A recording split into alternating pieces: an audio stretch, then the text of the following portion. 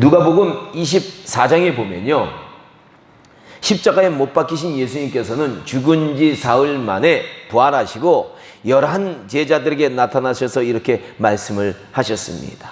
내가 너희와 함께 있을 때에 너희에게 말한 바 곧 모세의 율법과 선지자의 글과 시편에 나를 가리켜 기록된 모든 것이 이루어져야 하리라 한 말이 이것이라 하시고, 이에 그들의 마음을 열어 성경을 깨닫게 하시고 또 이르시되, 이같이 그리스도가 고난을 받고 제3일에 죽은 자 가운데서 살아날 것과 또 그의 이름으로 죄사함을 받게 하는 회개가 예루살렘에서 시작하여 모든 족속에게 전파될 것이 기록되었으니 너희는 이 모든 일의 증인이라.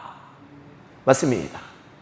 예수님께서 말씀하신 모세의 율법과 선지자들의 글과 시편은 구약 성경을 의미하는데요, 이 구약 성경에서는 수많은 곳에서 예수님에 대해서 예언을 했다라는 겁니다.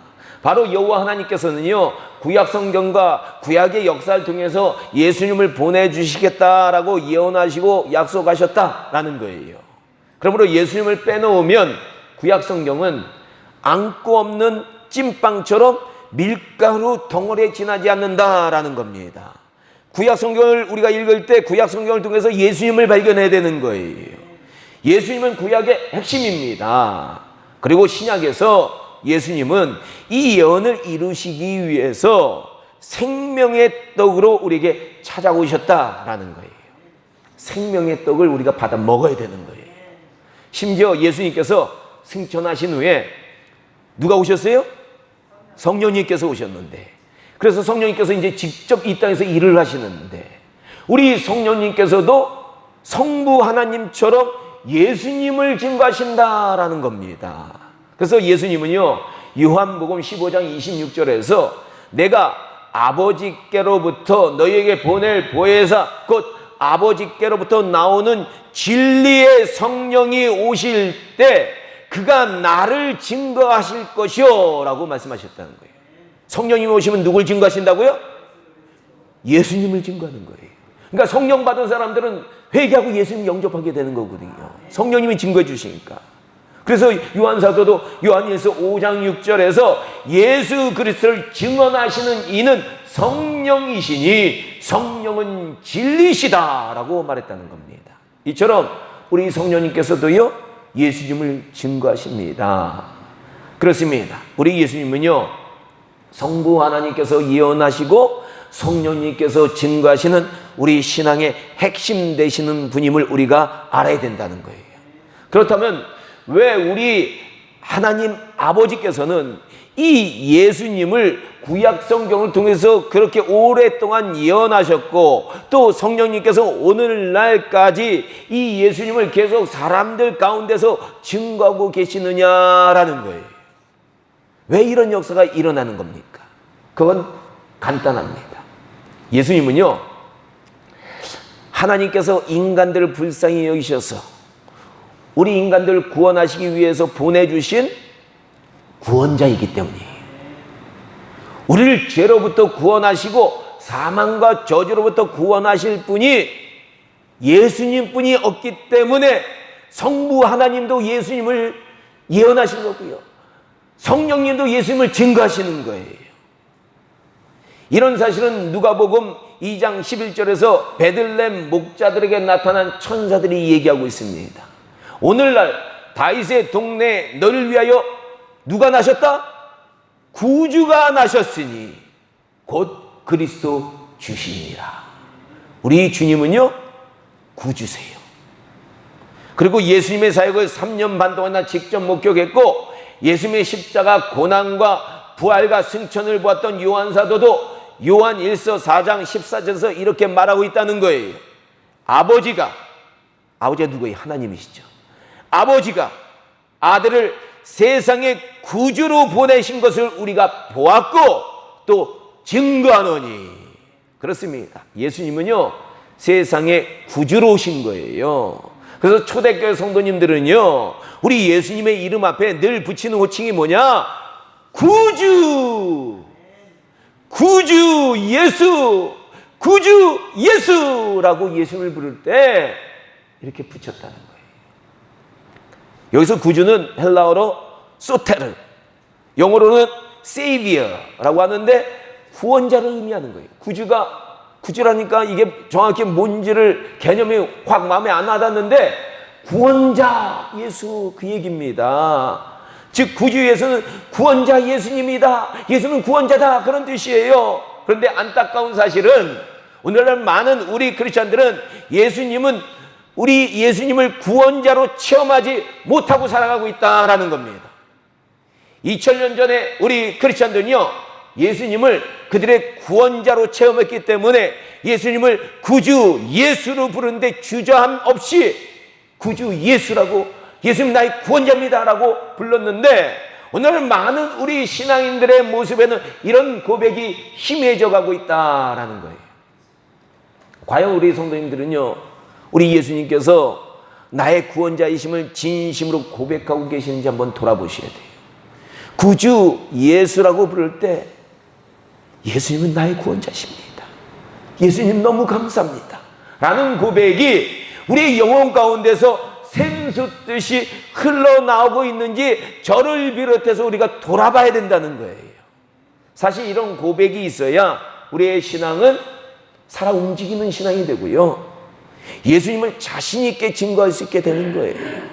이런 고백이 없으면 예수님이 나의 구제수이십니다, 예수님이 나의 구원자이십니다 라는 고백이 흘러나오지 못하면, 자연스럽게 우리의 영혼 가운데서 흘러나오지 못하면 어떻게 우리가 자신 있게 세상 사람들 속에서 전도하겠어요? 그러므로 우리는요, 나의 구원자 되시는 예수님을 직접 체험하고 만나야 되는 거예요. 늘 만나야 돼요, 우리 예수님. 우리 신앙이 살아있는 신앙이 되게 해야 되는 거예요. 그렇다면 우리는 어떻게 구원자 되시는 예수님을 만나고 그분의 구원을 직접 체험해 볼 수 있느냐라는 거예요. 예, 저는 오늘부터 몇 주간 이 구원자이신 예수님을 직접 체험했던 사람들의 이야기를 조금 나눠보려고 그래요. 그래서 오늘날 우리도 어떻게 하면 구원자이신 예수님을 직접 체험할 수 있을까 생각해보고, 그들의 체험이 거기서 끝나면 안 되거든요. 그들의 체험이 우리의 체험으로 변화되는 영적 도전의 시간을 좀 가져보려고 해요. 먼저 오늘 본문에 보면요, 이 예수님의 구원을 체험한 한 나병 환자가 나오는데요, 사실 이 사건 전에도 보면 예수님께서는 수많은 병자들 고쳐주셨다라는 겁니다. 마태복음 4장 23절에 이렇게 말합니다. 예수께서 온 갈릴리로 두루 다니사 그들의 회당에서 가르치시며 천국 복음을 전파하시며 백성 중에 모든 병과 모든 약한 것을 고치시니 그의 소문이 온 수리아에 퍼진지라. 시리아 쪽이에요. 수리아가 이스라엘 북쪽이에요. 사람들이 모든 앓는 자, 곧 각종 병에 걸려서 고통을 당하는 자, 귀신 들린 자, 간질하는 자, 중풍병자들 데려오니 그들을 고치시더라. 아멘. 이 말씀에 보면 예수님께서는요, 모든 병과 모든 약한 것을 고치셨다라는 것을 우리가 알 수 있습니다. 그리고 마태복음 8장 16절에서도 이렇게 얘기하고 있어요. 사람들이 귀신 들린 자를 많이 데리고 예수님께 오거늘 예수께서 말씀으로 귀신들을 쫓아내시고 병든 자들을 다 고치시니라. 아멘. 맞습니다. 우리 예수님은요, 심지어 귀신도 쫓아내 주시고요, 모든 병자들 다 고쳐주셨다라는 겁니다. 그런데 안타까운 것은요, 그 당시도 예수님께 나오지 않는 사람들은 이 예수님의 구원을 체험하지 못했다라는 거예요. 그러나 성경에 보면 예수님이 구원자임을 깨닫고 예수님께 자신의 문제를 가지고 나오는 자들은 다 해결을 받았고 그 문제들로부터 구원을 받았다라는 겁니다. 오늘 본문의 나병 환자도 보면 예수님 앞에 자신의 문제를 가지고 나왔다라는 거예요. 우리가 아는 대로요, 당시 나병 환자는 사람들로부터 격리되어서 따로 살아야 되는 비참한 존재들이었어요. 그들은 일반인들이 자신들에게 다가오면 가까이 하지 못하게 입술을 막고 나는 부정한 사람입니다. 나는 부정한 사람입니다. 라고 외쳐야 되는 거예요. 그러니 그들의 삶이 얼마나 처참했겠습니까? 이 중세 나병 환자들의 수칙이 있는데요. 이 중세 나병 환자들의 수칙을 보면요. 우리 예수님 당시 나병 환자들의 삶들이 얼마나 고달팠을지 우리가 추측할 수가 있어요.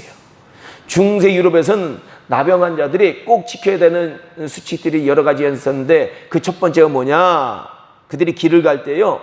일반 사람들이 근처에 오지 못하게 자신은 나병 환자라는 것을 소음기를 통해서 알려야 돼요. 막 흔드는 소음기가 있거든요. 짝짝이 같이. 그래서 이 소음기를 흔들면서 다니면서 멀리서 미리 알려줘야 되는 거예요. 피하라고. 그리고 둘째는 자신이 나병 환자임을 사람들에게 알려주기 위해서 옷도 넝마 옷을 입거나 좀 돈 있는 사람은 가슴에 하트 모양을 새긴 옷을 입어야 되는 거예요. 셋째는 교회는 못 들어가고요. 나병 환자는 멀리서 교회 창문을 통해서 교회 내부만 바라볼 수 있도록 허락이 되었어요. 가까이 못 가는 거예요. 교회도. 육체도 괴로운데 그들의 영혼은 하나님의 말씀을 들을 수 없었다라는 겁니다. 넷째는 냄새와 세균을 퍼뜨리지 않도록 항상 길을 걸어 다닐 때 바람을 등지고 걸어 다녀야 돼요. 다섯째는 도시 밖 나병 환자 시설에서 살았어야 된다라는 겁니다. 그러니 바람만 불어도 이리저리 바람이 불면 방향을 종잡을 수 없잖아요. 그러니까 밖에 못 나가는 거예요. 중세도 이러니 예수님 당시 나병 환자들의 삶이란 매우 고통스러웠을 것이다 라는 겁니다. 특히 당시 이제 나병이라는 것은요, 치료되지 않는 모든 피부병을 다 포함하는 거예요. 우리가 생각하는 한센병만 나병이 아니라 성경에서 얘기하는 이 나병이라는 것은 치료되지 않는 피부병까지 다 포함되는 거예요.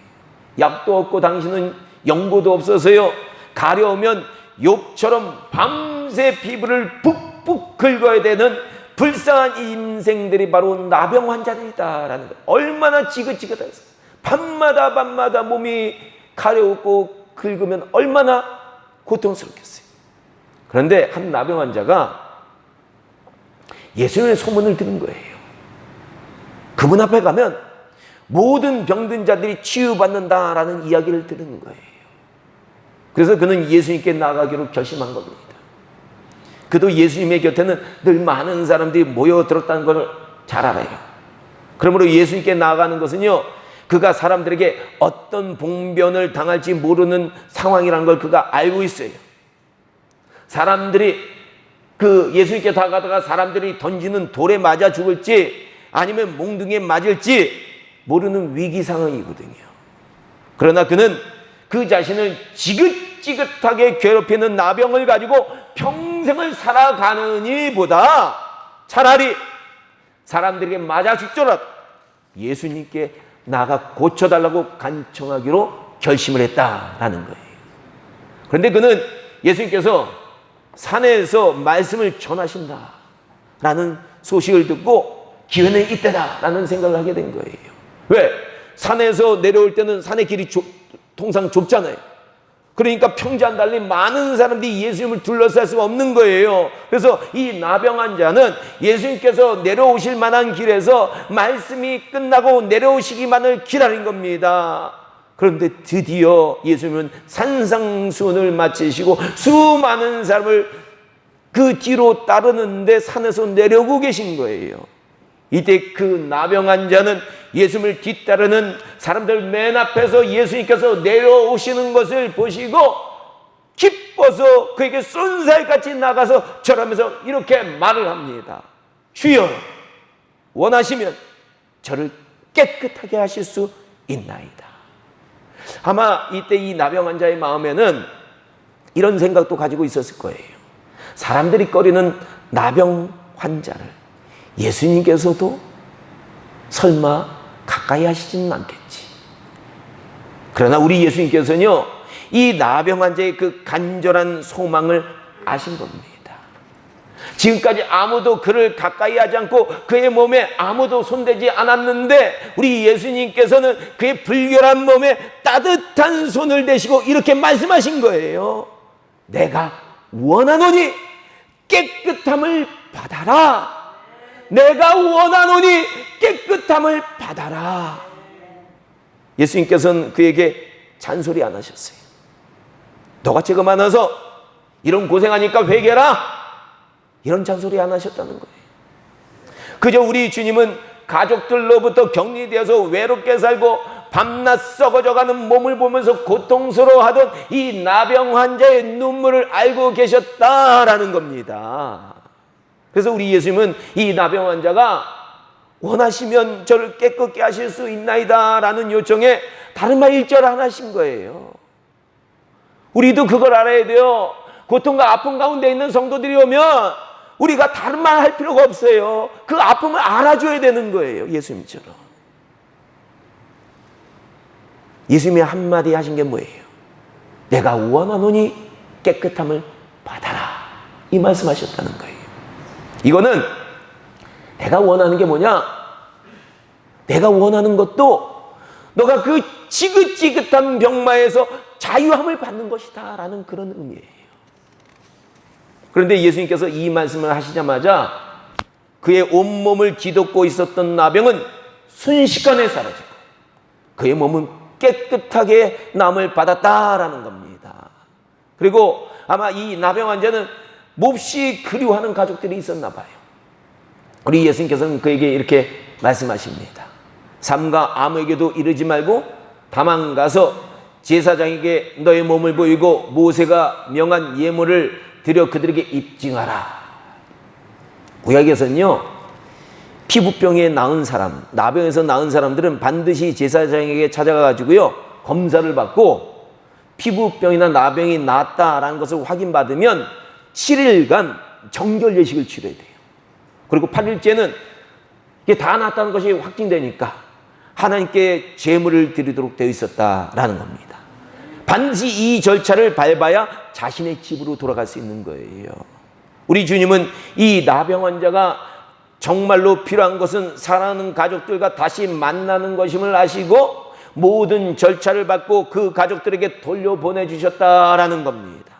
통상 예수님께 치유함을 받은 사람들은 예수님을 따른 사람들이 많았어요. 그렇죠? 예수님께 치유함을 받으면 예수님을 따르게 하신 적들이 많았어요. 왜?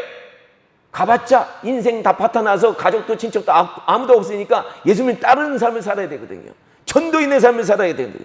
그런데 이 나병 환자는 집에 돌려보내 주셨다는 것은 그에게는 그가 그렇게 함께하고 싶었던 가족들이 있었다라는 것을 깨닫게 하는 예수님의 조치다라는 겁니다. 분명히 우리 예수님은요, 한 남자의 나병으로 삶이 피폐해진 가족들을 회복시키시고 이 사람이 나병에 걸려가지고 그와 함께했던 가족들이 얼마나 피폐했겠습니까? 삶이요. 그 가족들에게도 가난과 저주로부터 자유함을 주시기 위해서 그를 가정으로 돌려보내 주셨다라는 겁니다. 바로 이 이야기는요, 우리에게 중요한 사실 하나를 깨닫게 합니다. 예수님도 우리를 괴롭히는 인생의 문제들로부터 자유함을 얻기를 원하고 계신다라는 걸 여러분들 아셔야 되는 거예요. 예수님께서 십자가에 돌아가신 이유가 뭡니까?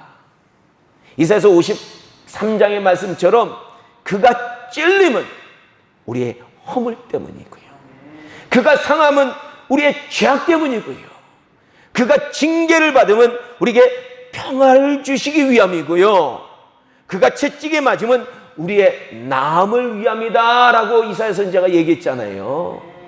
예수님께서 십자가에 달리신 것은 우리가 회복되고 낫게 하시기 위함이다 라는 겁니다. 우리가 평화를 누리게 하기 위함이다 라는 거예요. 이처럼 우리 예수님은 우리의 구원을 위해서 오셨고요, 우리의 구원을 진심으로 바라고 있다라는 거 여러분들 아셔야 되는 거예요. 근데 문제는 수많은 크리스천들이 우리 예수님은 우리의 죄 문제만을 해결하시기 위해서 오신 것으로 착각한다는 거예요. 물론 우리의 죄를 사하시고 우리에게 영원한 생명을 주신 것은 우리 예수님의 최고의 선물이에요. 정말로 귀한 선물이에요. 그러나 우리가 또 알아야 되는 사실은 뭐냐? 우리 예수님은 우리 인생의 모든 문제에서 우리를 구원하시기 위해서도 오셨다라는 것을 우리가 분명히 알아야 되는 거예요. 그래서 우리가 예수님께서 우리의 구원자이심을 체험하기 위해서는요, 나의 죄만을 위해서 오신 것이 아니라 나의 문제를 위해서도 오셨다는 것을 아시고, 나를 지긋지긋하게 괴롭히는 우리 인생의 문제를 이 나병 환자처럼 예수님 앞에 나가서, 예수님, 나도 오늘 본문의 나병 환자처럼 나의 인생을 지긋지긋하게 괴롭히는 문제로부터 자유한 삶을 살고 싶습니다 라고 간절히 알아야 된다는 거예요. 예수님 당시 많은 나병 환자들이 있었습니다. 하지만 다 치료를 받은 것이 아니에요. 치료를 받은 사람들은 누가 치료를 받았냐? 예수님 앞에 나와 자신의 사정을 아는 자들만이 그 육체의 저주로부터 자유함을 받았다라는 겁니다. 이 마태복음 15장에 나오는 가나안 여인도 보면요, 귀신 들린 자신의 딸을 고치기 위해서요, 예수님 앞에 나와서 소리 지르며 간절히 요청했어요. 주 다윗의 자손이시여, 나를 불쌍히 여기소서. 내 딸이 흉악하게 귀신 들렸나이다. 심지어 걔들도 자기 주인의 상에서 떨어지는 부스러기를 먹는데, 그러니 이 이방이지만 저희 딸을 고쳐주세요 라고 그의 사정을 아는 거예요. 그러니까 아래니까, 가만히 있었으면 예수님이 아무것도 안 하셨을 때, 아래니까 예수님은 뭐라고 하셨느냐? 내 믿음이 크도다. 너의 소원대로 되리라. 이렇게 말씀하시고 그녀의 딸이 귀신으로부터 자유함을 받게 되었다라는 겁니다. 마태복음 20장에 보면요, 예수님께서 그를 따르는 큰 무리들과 함께 여리고성을 지나가실 때요, 두 맹인이 길가에 앉아 있다가 예수님이 지나간다는 소리를 듣는 거예요. 아니, 맹인이 예수님 만나려면요, 어디 계신지도, 계속 돌아다니시는 분이니까 어디 계신지도 만날 수가 없어요. 그런데 하늘이 준 기회가 온 거예요. 하나님이 주신 이 기회를 놓칠 수 없다라고 생각하고 주변 사람들이 꾸짖어도 소리 지르면서 뭐라고 외쳤어요? 우리를 불쌍히 여기소서 다윗의 자손이여, 우리를 불쌍히 여기소서 다윗의 자손이여 라고 외칠 때 예수님이 가시는 걸음을 멈추시고 그들을 부르셨잖아요. 저들 데리고 와라. 그리고 그들에게 뭐라고 물어보셨어요? 너희가 무엇 주기를 원하느냐? 그러자 그 두 명이는요, 주여, 우리의 눈 뜨기를 원합니다. 소원이 있어야 돼요. 아니, 구원자이신 예수님 앞에 소원이 없으면 어떻게 돼요? 주님이 우리의 문제를 해결하셨다는 믿음을 가지고 소원을 얘기해야 되는 거예요, 우리가요. 그러자 예수님은요, 그들을 불쌍히 여기시고요, 그들의 눈을 만져주시면서 치료해 주십니다.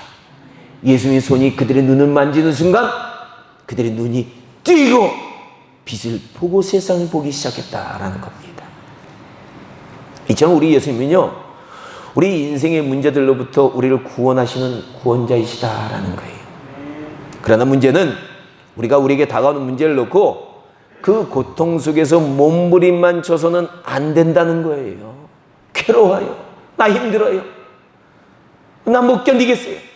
이렇게 해서만 안 된다는 거예요.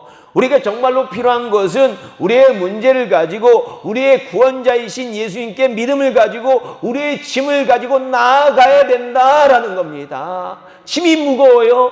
주님, 나 짐이 너무 무거워요. 주님 앞에 나아가세요. 우리 인생의 고통, 짐을 주님 앞에 내려놓고 고해야 되는 거예요. 알려드려야 되는 거예요. 나 힘들어요 하고 주님 앞에 알려드려야 되는 거예요. 그러면 우리 주님은요, 우리가 그동안 수고하면서 끙끙거리면서 무거워했던 그 짐을 우리의 삶으로부터 제거해 주시고요, 우리에게 구원과 자유를 반드시 허락해 주신다라는 겁니다. 우리 주님은 분명히 이렇게 말씀해 주셨어요. 수고하고 무거운 짐진 자들아. 인생 살아보니까 얼마나 인생이 무거워요. 얼마나 고통스럽고 수고롭습니까? 수고하고 무거운 짐진 자들아 다 내게로 오라. 내가 너희를 쉬게 하리라. 저 주님은 우리를 쉬게 할 수 있는 능력이 계신 분이에요. 부디 우리 성민교회 성도님들은 하나님은 우리 예수님을 우리의 구원자로 보내셨다는 것을 아시고요, 우리의 모든 문제를 우리 주님께 나와 고하고 알리고 기도하고 부르짖어서 우리 예수님께서 참된 우리의 구원자이심을 맛보는 처음의 신앙을 가지시기를 주님의 이름으로 축원합니다. 하나님께서 우리에게 구원자를 주셨는데요, 이분에게 나아가 구하고 구하지 않으면 그건 우리에게 손해예요. 우리의 인생의 문제로부터 자유함을 얻을 수 있는 기회를 잃어버리는 거예요. 손해보는 삶을 살지 않고 싶으면 우리 크리스찬들은 주님 앞에 나가서 구해야 되는 거예요. 알려드려야 되는 거예요. 부르짖어야 되는 거예요. 그럼 주님께서 반드시 역사하십니다. 부디 우리 모두는 우리의 구원자 되시는 구주 예수님의 구원하심을 꼭 체험하시기를 주님의 이름으로 다시 한번 축원합니다. 그래서 살아있는 신앙을 가지고 남은 인생은, 살아있는 신앙을 체험하게 되면 남은 인생은 누구를 증거하기 시작하는 거예요? 우리 예수님. 우리 예수님 증거하는 복된 인생 다 되시기를 주님의 이름으로 축원합니다. 축원합니다. 기도하겠습니다.